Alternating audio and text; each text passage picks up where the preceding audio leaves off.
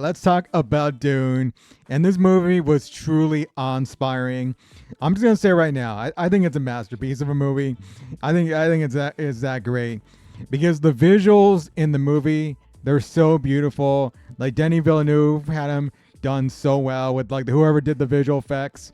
I mean, they were superb. The visual effects were just so great in this movie, and the sound design too. The sound design was also, man, sound design was great. Also, you got Hans Zimmer's score in there, which was great, and even better than the first one. So yeah, it all together was great, and it made for just some intense sequences. So yeah, it made for great action scenes.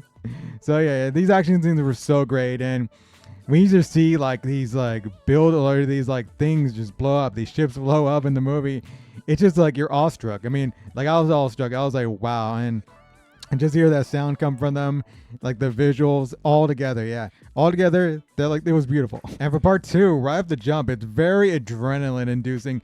Like they get you right into the action right away. But they give you very stoked for it, where it builds up and then finally you see it go down. Like that's how much I want to like say without going too much in the spoilers. But man, you get the action right away in this one, and yeah, I think it's great. And there's definitely more action in this part two.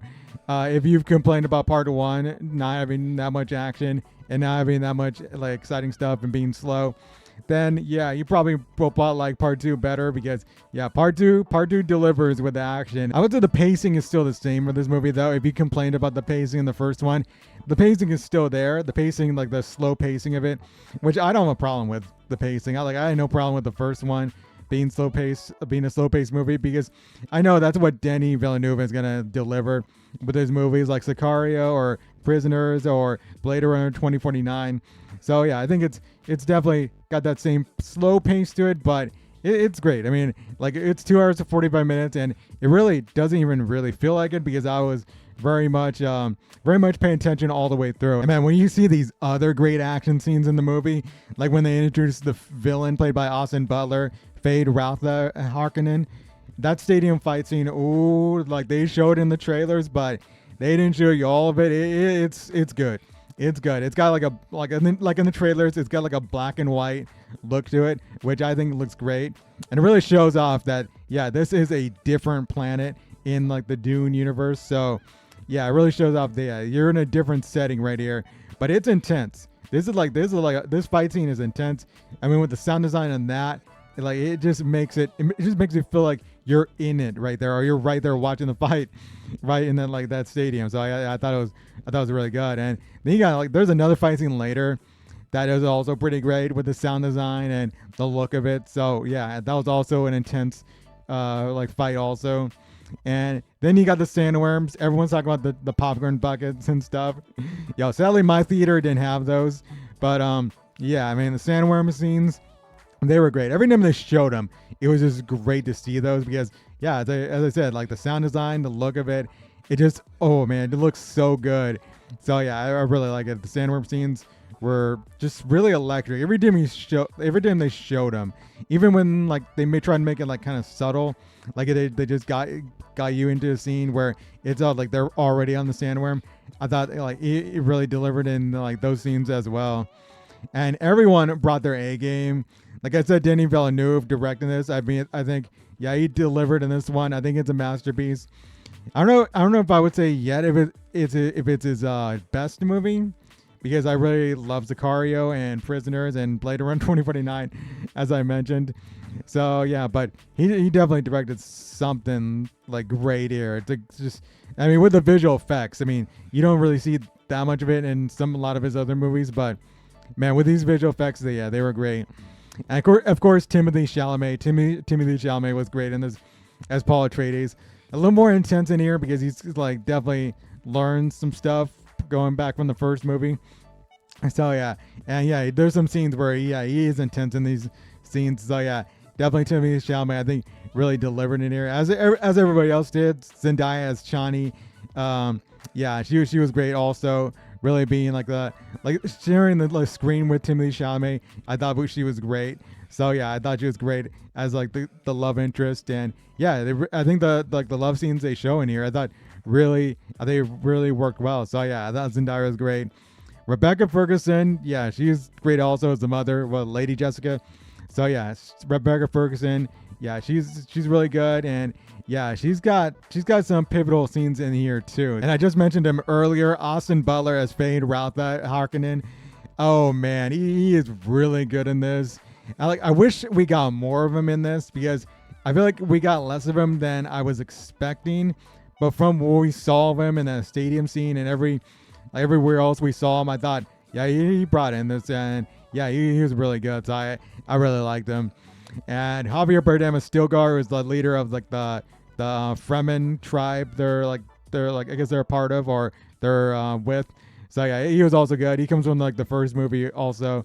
So yeah, he was really good coming back. So yeah, he brings a little bit of levity to the movie, which I like. So yeah, I really like his part in it. Josh Brolin returning as Gurney. I thought he was pretty good in this also for what we saw of him in this. Florence Pugh as Princess Arulan. Arulan, that's her name, right? So yeah, she was really good in what she got in the movie.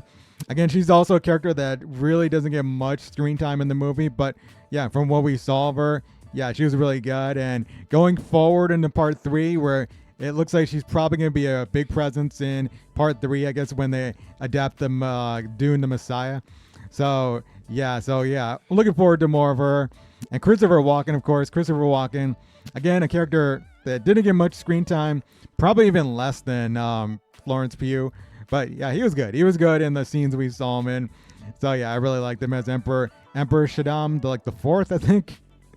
I don't have to look up all the characters' names. So yeah, I haven't read the Dune books, but I think I might go read them after this.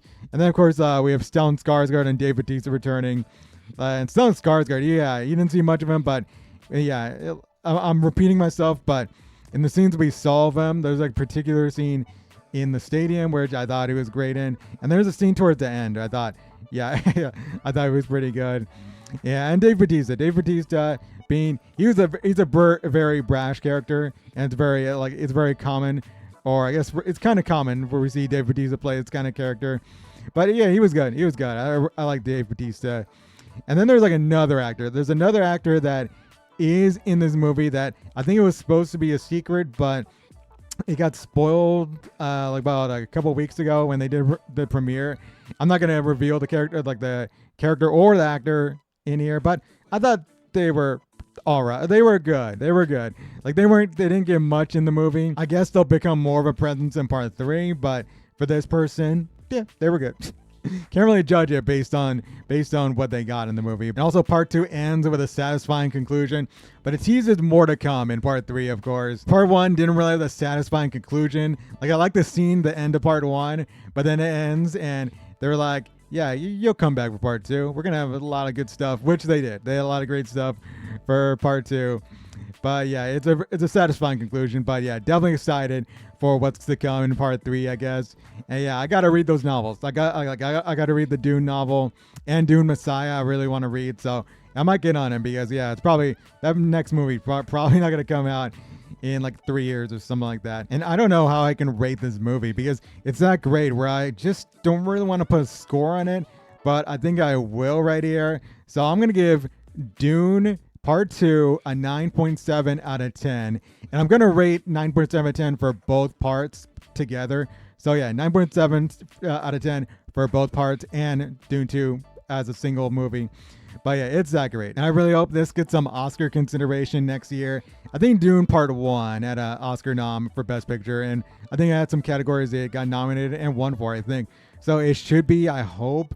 And I kind of hope it's in contention to win Best Picture because I feel like this year or last year, if it came out back in October, I think it would probably be up there with Oppenheimer in contention to win Best Picture. That's just my hope, I guess, if it did come out in in 2023. But I don't know, I could be wrong. But yeah, I think it's up there with Oppenheimer. I really liked Oppenheimer. I think I really like this. I think I like this even more than Oppenheimer. But of course, with Oscar voters, the Academy, you never know really what they're gonna vote for. I'll just leave it as that. But yeah, this was a really great movie. I really enjoyed Dune Part 2. I think it was great. I think it was a masterpiece. And yeah, I guess let's go into some spoilers. So if you've not seen the movie, go watch it and come back and watch this video. So spoilers in 3, 2, 1. And yo, Paul Atreides is a Harkonnen. When I saw the reveal, I was thinking, did George Lucas get Darth Vader being Luke's father from this? Because I know he took influences from the Dune novels for this. And when I saw part 1, it was obvious that he did take influences. So yeah, I was kind of thinking he might have got it from it. I thought it was a cool reveal. And then going to the end where he has that fight with Fade Rautha, and Fade Rautha's like cousin or whatever. I think he said something like cousin, and him killing like Paul killing Vladimir, who is his grandfather. So yeah, I thought that was a great reveal. And then Anya Taylor-Joy is a surprise actor in here playing Aaliyah, who is Paul's future sister. So yeah, I don't really understand what was going on there, but yeah, she's communicating with her mother from the womb. I thought, okay, that's crazy. And then Paul seeing visions of her, and yeah, so yeah, I'm thinking she's gonna be a bigger presence, like in the part 3 probably. I don't know if she's physically gonna be there because that would be weird, but I don't know. Would she age differently? would she age faster and be like Anya Taylor-Joy in the next movie? So yeah, I don't know how it's gonna play out, but I think it's fascinating to see that. So yeah, it's fascinating when you see a fetus talking from the womb or just communicating from the womb. I don't know. So I was like, yeah, I thought that was pretty crazy. And yeah, I love the ending with Shawnee leaving. It doesn't feel cliche like a lot of movies. I know a lot of like movies and TV shows kind of go this route a little bit, but I really like it here. I thought it was a really good ending. And of course, Paul intending to marry Princess Irulan. I can never say her name right.